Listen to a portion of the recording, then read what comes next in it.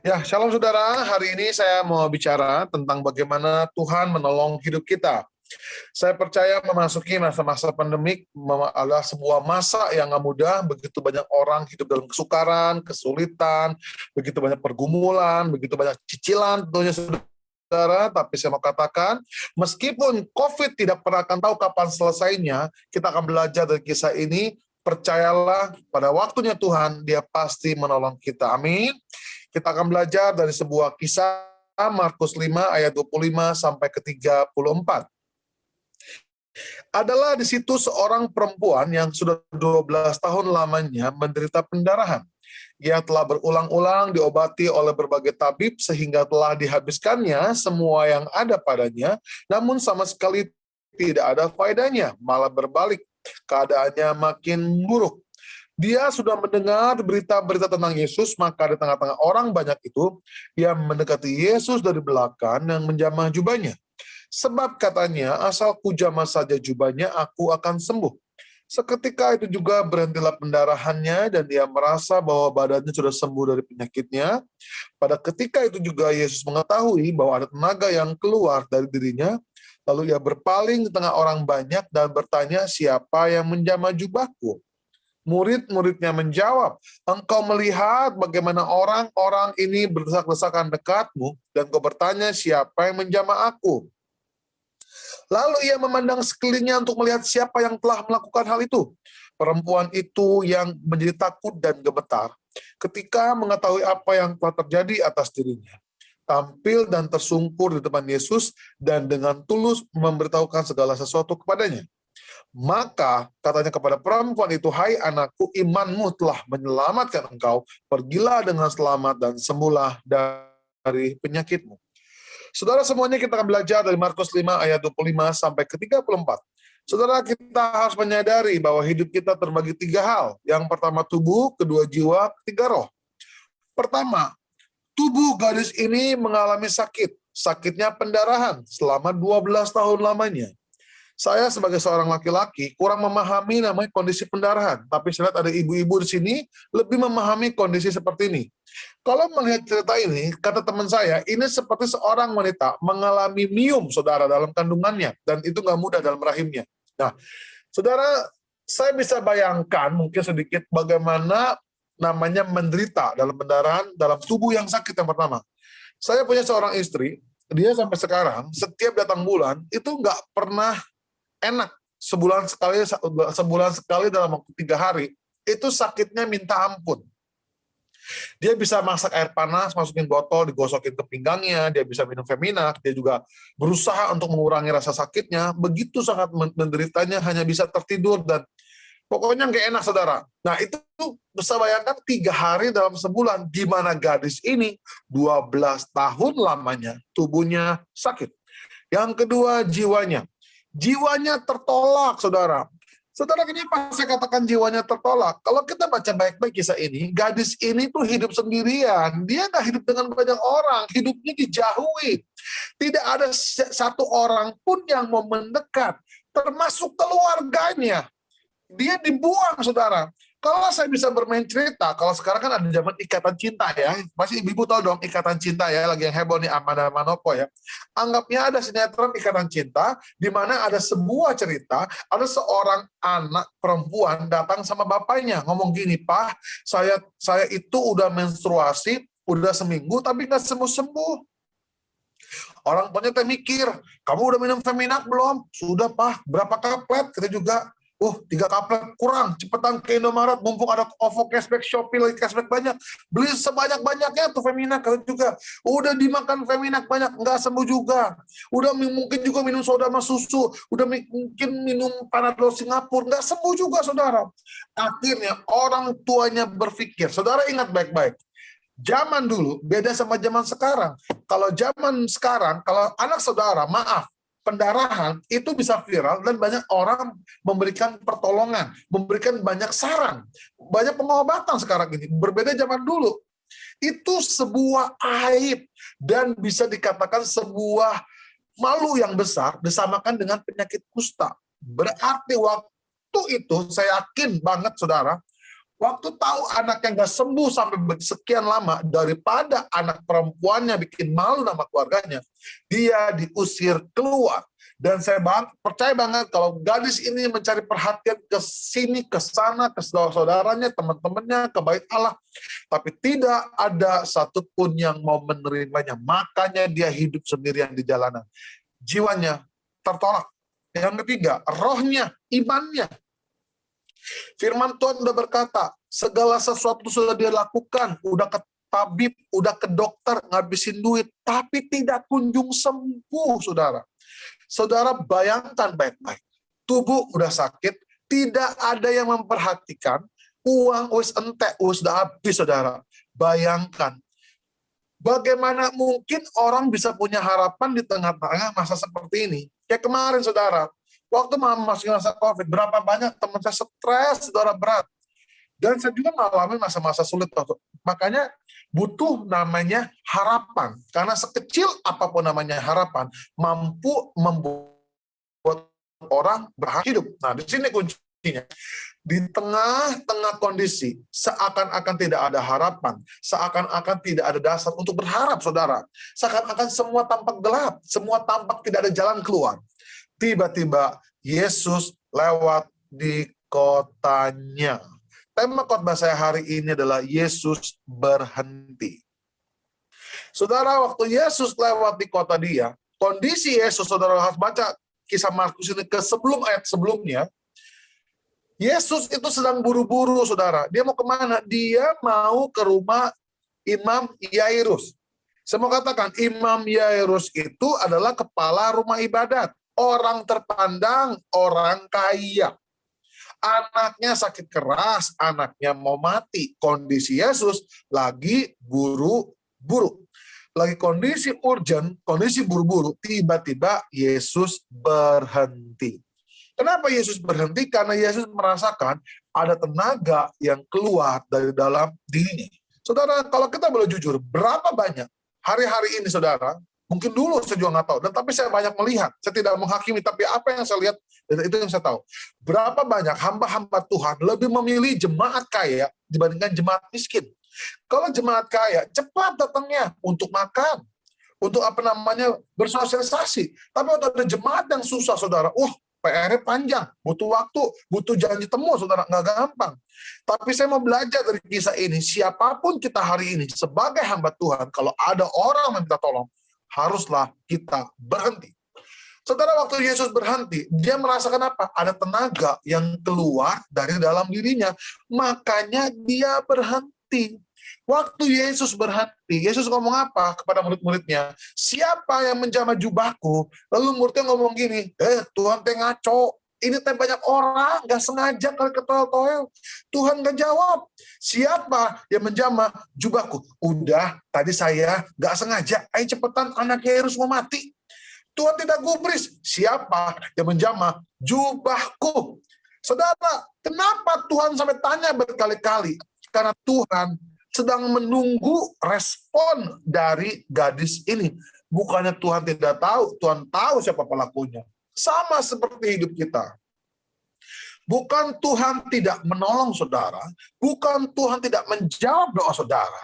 Tuhan membutuhkan respon kita, Tuhan membutuhkan iman kita. Karena iman kitalah yang mengerjakan yang tidak ada menjadi ada. Segala sesuatu yang terjadi itu dimulai dari namanya iman.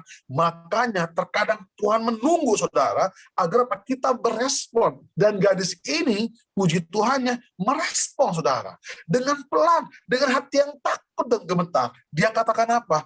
Tuhan, itu tadi saya.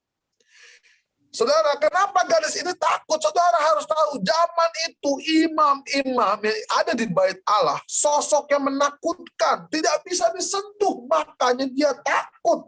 Makanya saya heran, kalau ada hamba Tuhan seperti superstar, seperti Superman yang takut disentuh, itu bukan hamba Tuhan, saudara. Itu bos. Seorang hamba Tuhan, belajar seperti Yesus, itu bisa digapai, bisa dijangkau, saudara. Makanya garis ini ketakutan, takut marah. Tapi Tuhan apa? Tuhan berbalik apa? Hai anakku, imanmu menyelamatkan engkau. Saudara, kita akan catat baik-baik. Hai anakku, imanmu menyelamatkan engkau. Apa yang terjadi? Waktu Yesus berbalik dan berkata demikian, pertama, tubuh gadis ini sembuh total, sempurna. Apa yang 12 tahun dia alami, seketika bagi Tuhan tidak mustahil. Dalam satu jentikan tangan, selesai, sembuh sempurna. Yang kedua, jiwanya yang tertolak, Tuhan pulihkan. Apa buktinya? Saudara, saya katakan, ingat kata-kata tadi. Hai anakku. Waktu Yesus berkata, hai anak kepada gadis tersebut, itu perkataan seorang bapak kepada anaknya. Sudah berapa tahun lamanya, tidak ada yang pernah memanggil dia dengan sebutan, hai anakku. Yang ada hanya, hai kamu najis, najis, sampah masyarakat, bahkan diludahi saudara. Waktu Yesus berkata, hai anakku, dia menerima sebuah penerimaan besar dari kasih Bapa yang sempurna. Saudara, ada cerita yang cukup menarik dari kota Amerika di Berkeley, saudara. Ada sebuah rumah sakit jiwa, isinya 36 orang gila. 36 orang gila ini nggak pernah bisa disembuhkan. 6 orang volunteer, 6 orang sukarelawan yang bekerja di sana, itu nggak pernah ada yang bisa menyembuhkan, bahkan menolong. Sampai ada volunteer sukarelawan ketujuh, datang seorang yang dikatakan sangat muda. Anak Tuhan ini berapi-api berkata, aku adalah terang dunia, aku adalah garam dunia, aku akan menolong rumah sakit jiwa ini. Saudara tahu apa yang terjadi setelah dia kerja beberapa bulan? Tidak ada satupun orang gila disembuhkan. Dengan hati yang hancur, anak muda ini berkata sama Tuhan, Tuhan, di mana salahnya saya? Bukankah engkau katakan saya garam dunia, saya terang dunia, yang akan menyinari kegelapan. Tapi kenapa tidak ada yang sembuh? Lalu Tuhan berkata, saudara, yang kamu lakukan itu tidak dari hatimu. Yang kamu lakukan adalah kamu masih menganggap mereka orang gila.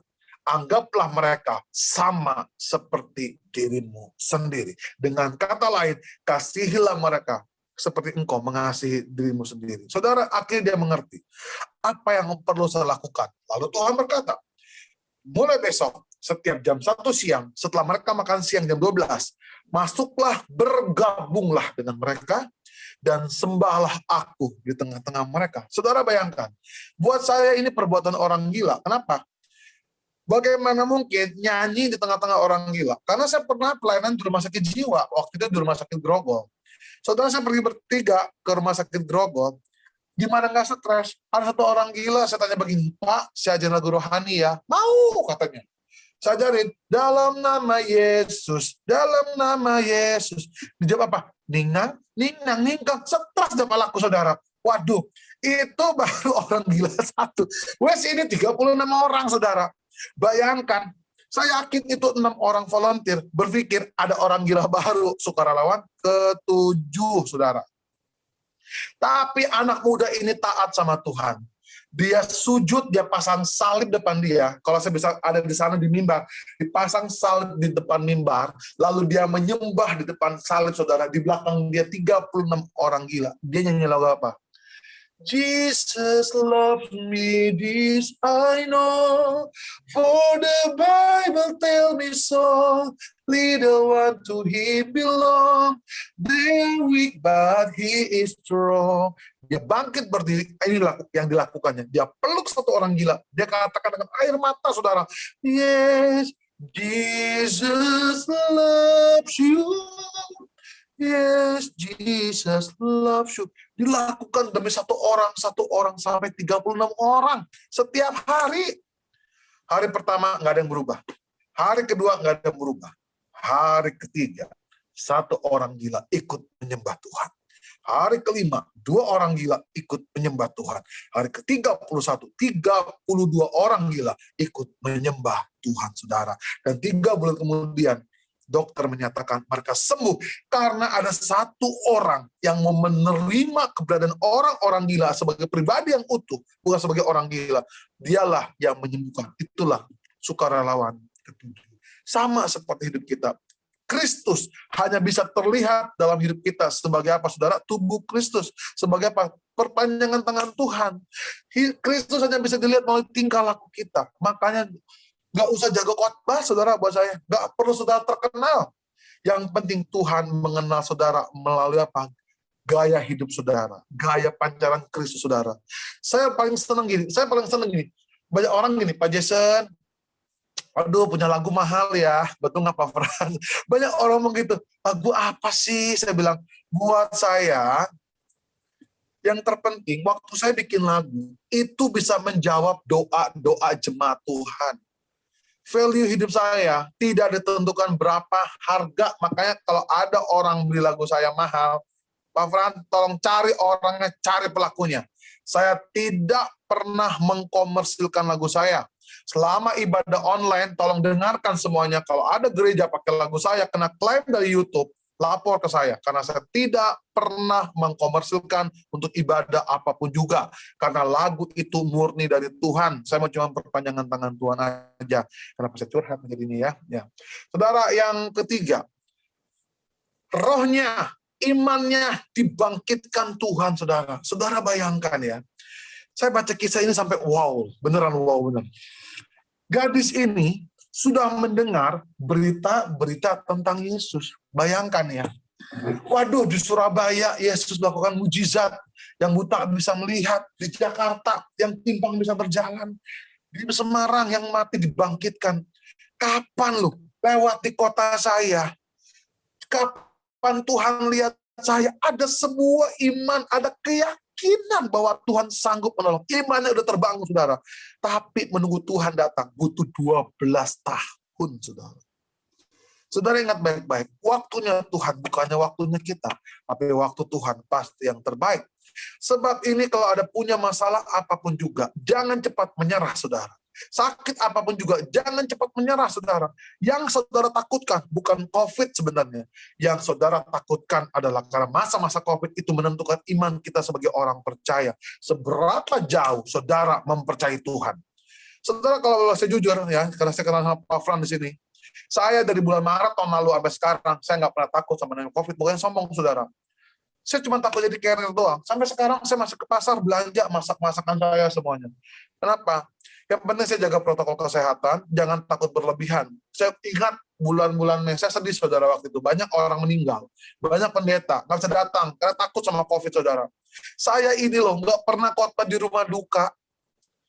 Saya harus khotbah di rumah duka yang cuma orang hadir 7 orang menangis karena ditinggal. Cuma ketakutan yang berlebihan buat saya.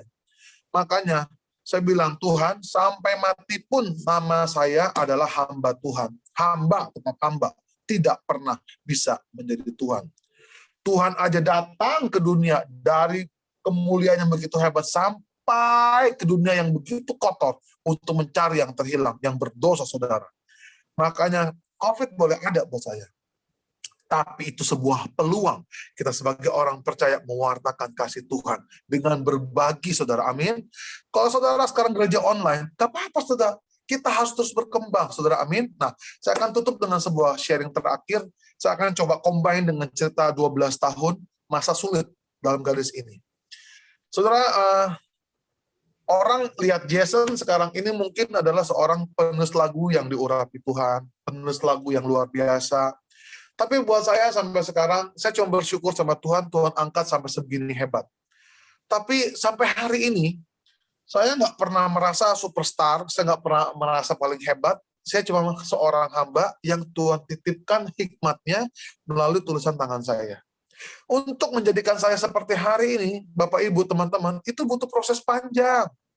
Saya pernah cerita dulu, saya ini lahir di keluarga miskin. Papa saya orang Siantar Medan, mama saya orang Sunda Banten. Sama-sama orang susah, nikah mereka tambah susah. Punya 4 anak laki-laki. Saya anak pertama. Anak pertama 4 bersaudara laki-laki. Singkat cerita, 2006, lagi merintis karir sebagai seorang penyanyi rohani dan penulis lagu rohani. Papa saya meninggal dunia. Bayangkan, saudara, namanya dulu 2006, posisi hamba Tuhan nggak seperti sekarang. Kalau sekarang hamba Tuhan, wow, udah kayak selebriti, bodo amat tuh mereka mau marah. Emang kayak selebriti. Zaman dulu hamba Tuhan lebih kayak sekarang. Masih ada omongan, mau makan apa lu di gereja, mau makan batu, pasti ada begitu ngomongnya. Nah sama, saudara, mau makan apa, kata juga. Mendingan kerja kantor, punya catering, lebih enak. Tapi ini panggilan saya. Pas papa saya meninggal dunia, hati saya sedih, saudara. Kenapa? Papa saya dari kecil hidup susah. Menikah tetap susah, meninggal pun tetap susah. Sampai saya ingat selesai penguburan bulan Juni 2006, mama saya ngomong gini, Mama nggak punya apa-apa lagi, papa lu udah nggak ada. Hutang bank dari tahun 83 nggak lunas-lunas. Cuma dengan pertolongan Tuhan, Tuhan bisa tolong keluarga kita. Sudah tahu saya sebagai anak laki-laki sulung, gimana nggak sedih. Saya cuma punya lutut, saya doa sama Tuhan, Tuhan, masakah Engkau tidak memperhatikan aku, hambamu yang telah mengambil keputusan ikut Engkau. Engkau yang sudah memilih dan memanggil aku, masakah Engkau tidak menolong. Jadikanlah saya Yusuf bagi keluarga ini. Saudara, saya coba rintis, tawarkan album Sentuh Hatiku 2006 ke gereja-gereja besar di Surabaya, Jakarta, dan pendeta-pendeta besar yang saya pikir bisa menolong saya. Gak ada, saudara. Yang nolong saya, gak ada.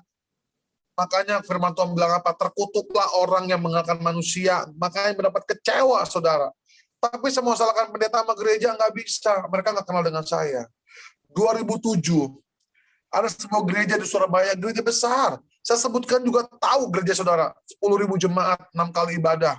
Ngomong gini, anak gembalanya, cincil lah, saya sebutkan, saya nggak sebutkan namanya, kira-kira aja. Jason, Anda boleh nyanyi di gereja saya ya, jemaat saya 10.000, 6 kali ibadah. Datang aja ke sini, nyanyi 2 lagu, nanti jual CD, tidak ada uang tiket, tidak ada uang PK, nggak apa-apa. Itu namanya promosi. Sampai di Bandara Juanda, udah capek-capek pinjam uang, beli tiket Lion Air untuk saya ke Surabaya. Gak ada yang jemput, saudara. Saya udah bawa 700 CD. Datang SMS apa? Maaf, pelayanan Anda kami batalkan. Saudara, saya kena kecil, saya nangis, saudara. Gak ada alasan, gak ada kesalahan, belum tampil. Saya coba datang hari Sabtu, tiket pulang Senin, saya coba tuker, gak bisa tiket angus. Saya telepon mama saya lagi, udah jadi janda, gak punya duit, cari uang tentang panting buat anaknya. Dapat, akhirnya saya pulang ke Jakarta. Sepanjang perjalanan di pesawat, saya ingat, saya cuma liatin langit, karena kan kita selalu ingat kalau nggak Tuhan ke atas. Saya cuma liatin langit gini, Tuhan, wes nggak mau lagi jadi hamba Tuhan, jadi penyanyi, penulis lagu, nggak mau. Saya bilang, mendingan kayak dulu, jualan catering, dapat duit banyak, nggak dipermalukan, kayak begini, kayak mengemis, saya bilang nggak mau. Udahlah, stop, saya bilang. Saudara tahu nggak? Tuhan itu melihat hati kita.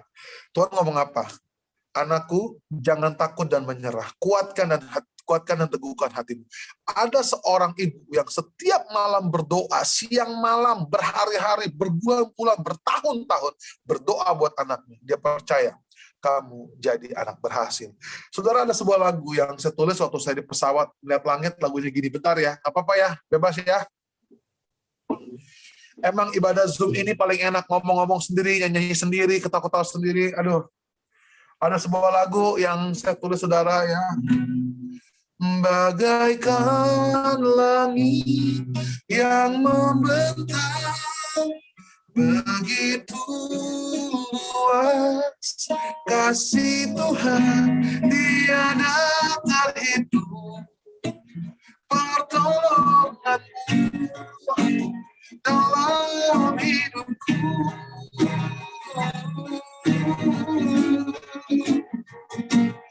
Bagaikan dalam yang samudra, begitu dalam kasih Tuhan, tiada terhitung kesetiaanmu dalam hidupku. Nah, itu saudara lagunya. Dan saya pulang ke Jakarta, saya rubah pelayanan saya semuanya, saya lupakan gereja besar, saya lupakan pendeta besar. Makanya sampai hari ini kalau undang gereja kecil, Pak Fran, Pak saya lah. Gereja kecil kayak mau apapun buat saya, apapun yang saya lakukan buat Tuhan. Karena Tuhan pernah menolong saya di masa sulit, Tuhan angkat sampai hari ini, buat saya sama aja. Sampai akhirnya saudara tahu, saya mulai pelayanan ke gereja kecil, komsel kecil, saya pernah tuh ya pelayanan ke pedalaman Kalimantan, ke Bareng Tongkok, namanya promosi pakai uang sendiri, capek-capek ngumpulin duit, dijemput di Balikpapan pakai mobil carry, nggak ada AC-nya, muka bersih datang kayak Andi Laus, 12 jam kemudian pakai mobil nggak ada AC, kayak sendal swallow, saudara. Ya namanya pelayanan mau gimana? Lakukanlah dengan setia, betul nggak? Walaupun sakit, ditolak, kayak mau apapun juga kalau kita lakukan buat Tuhan, Tuhan melihat hati. Ketika mata Tuhan melihat seorang anak yang seperti saudara, Tuhan akhirnya tersentuh mungkin ya, kalau analisa saya. Akhirnya 24 November, saya nggak pernah menyangka dalam hidup saya, sebuah lagu yang saya tulis sentuh hatiku, menjadi soundtrack sinetron RCTI dinyanyikan oleh Maria Sandi. Album saya 2006 tuh nggak laku, sentuh hatiku. Tiba-tiba meledak di 2008 jadi berkat luar biasa. Dari satu lagu sentuh hatiku, Tuhan mengubah hidup saya secara luar biasa, saudara. Tabungan saya waktu saudara cuma di bawah 500.000. Tapi lihat cara Tuhan. Waktu kita menunggu waktu Tuhan, saya menunggu waktu Tuhan cukup lama. Dari saya SMP, SMA, kuliah, dan akhirnya datanglah waktu Tuhan. Saudara, buat Tuhan, itu seperti membalikan telapak tangan. Seorang anak yang nggak punya apa-apa. Seperti doa saya. Tuhan memberkati hidup saya, dari satu lagu sentuh hatiku yang saya jual ke 97 album, belum lagu yang lain, dari nada sambung sentuh hatiku, XL, M3, Mentari, Friend, dan waktu segala macam, waktu itu nada sambung luar biasa hasilnya. Tuhan memberkati saya luar biasa. Waktu saya diberkati, ingat saudara sekalian, kalau orang tua kita masih hidup, kita diberkati, jangan lupa sama namanya orang tua. 2008 pertengahan Juni, saya hampiri mama saya, lalu saya bilang, Mam, hidup saya udah diberkati, Mama mau hadiah apa? Saya bilang. Namanya ibu-ibu, saya rasa semua jawabannya sama. Ya udahlah, yang penting kamu diberkati, cinta Tuhan, melayani Tuhan. Mama mah udah cukup bahagia ngeliat anak mama itu jadi orang baik, takut sama Tuhan. Mama nggak minta apa-apa. Saya bilang gini, udah mah nggak usah lebay, minta aja, susah amat sih, saya bilang gitu. Akhirnya dengan penuh air mata, saudara, dia bilang dengan polosnya, ya udah kalau lu punya uang, mama kepengen punya mobil. Dan mata saya, buset, minta mobil nggak tanggung-tanggung. Kenapa mama saya minta mobil, Bapak Ibu teman-teman? Karena dia kasihan, sepanjang 28 tahun hidupnya, dia harus naik truk bekas peninggalan papa saya. Dia ngomong gini sambil lucu, sambil ketawa, saudara saya. Papa bosen naik truk sama kenek bawa ketek. Katanya, aduh saudara saya ketawa, udah mah. Saya udah beli mama sebuah mobil Avanza di bawah, itu nggak cicil sama bank tunai ya. Itu mobil buat mama pakai, itu double blower, abisin freonnya, nggak apa-apa, nanti saya ganti, saya bilang. Yang kedua, saudara, rumah saya tuh nggak layak tinggal, belakang kuburan, depan kuburan, kanan kuburan, kiri kuburan. Dan hari itu saya belikan mama saya rumah di pinggir jalan, 540 meter, dan dua buah ruko buat mama saya. Kenapa? Karena saya berpikir, kalau saya meninggal dalam pelayanan, setidaknya mama saya punya pegangan buat hari tua dia.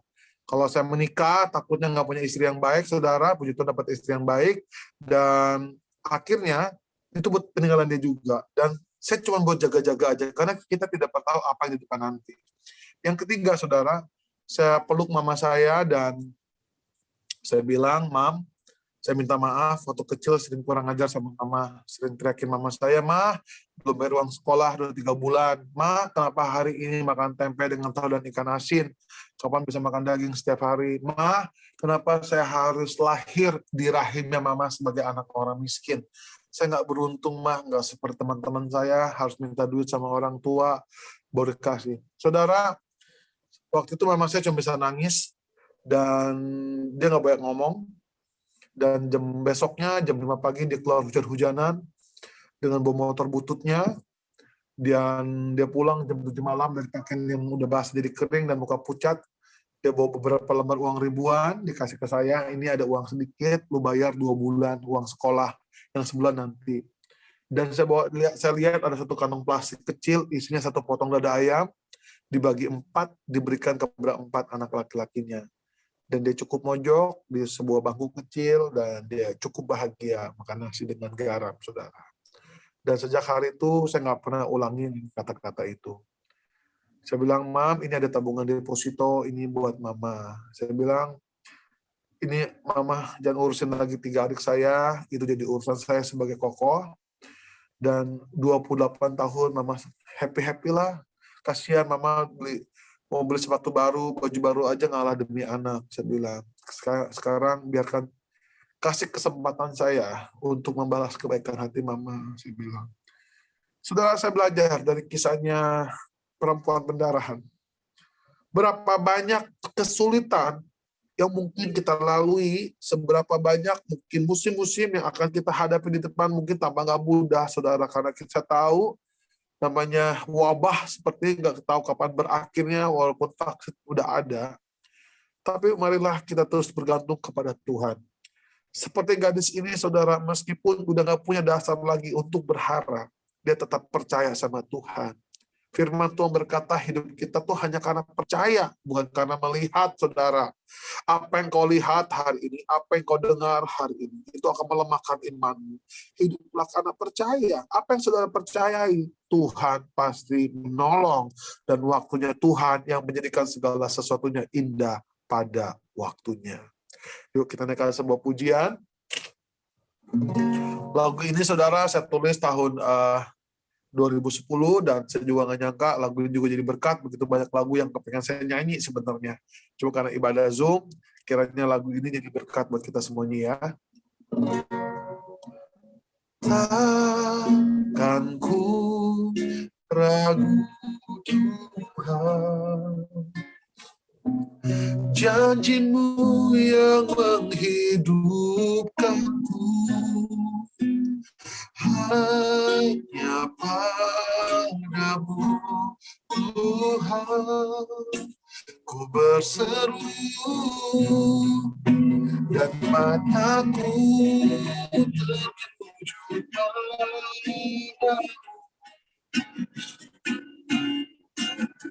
Kau selalu punya cara untuk menolongku. Kau selalu punya jalan keajaiban-Mu. Kau dahsyat dalam segala perbuatanmu, dan ku tenang di dalam cara-Mu.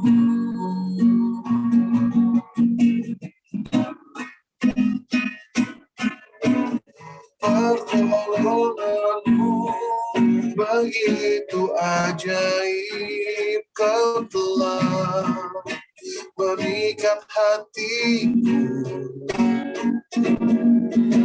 di saat aku tak sanggup lagi. Di situ tangan-Mu bekerja, pertolongan-Mu begitu ajaib, Kau telah memikat hatiku. Kini mataku tertuju padamu, ku rasakan kasih-Mu, Tuhan. Walau ku tak dapat melihat semua rencana-Mu, Tuhan, namun hatiku tetap memandang padamu. Kau tuntun langkahku,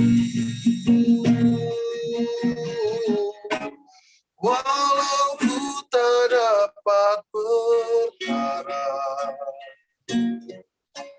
atas kenyataan hidupku, namun hatiku tetap memandang padamu. Kau ada untukku. Terima kasih Tuhan Yesus, malam hari ini kami percaya Tuhan sudah hadir di tengah-tengah kami dimanapun kami berada. Tuhan ada di sana. Seberapapun berat pergumulan yang kami lewati, seberapapun sulit yang harus kami tempuh, namun kami percaya dalam setiap musim Tuhan ada, dan Tuhan melihat setiap orang-orang yang berharap dan percaya kepadamu, Tuhan. Engkau berkati semua orang yang beribadah dalam Zoom ini, Tuhan. Apapun yang mereka perbuat, Tuhan buat berhasil. Apapun yang menjadi kerinduan mereka, Tuhan, Tuhan yang melihatnya. Ada terobosan yang baru, ada jalan keluar. Dan ingatlah, saudara, Tuhan memperhatikan hidupmu. Dia berhenti dan menolong dan menjawab setiap doamu. Apa yang kau tidak pernah kau lihat, apa yang tidak pernah kau pikir, Tuhan sudah menyediakannya. Yang percaya sama-sama katakan, amin.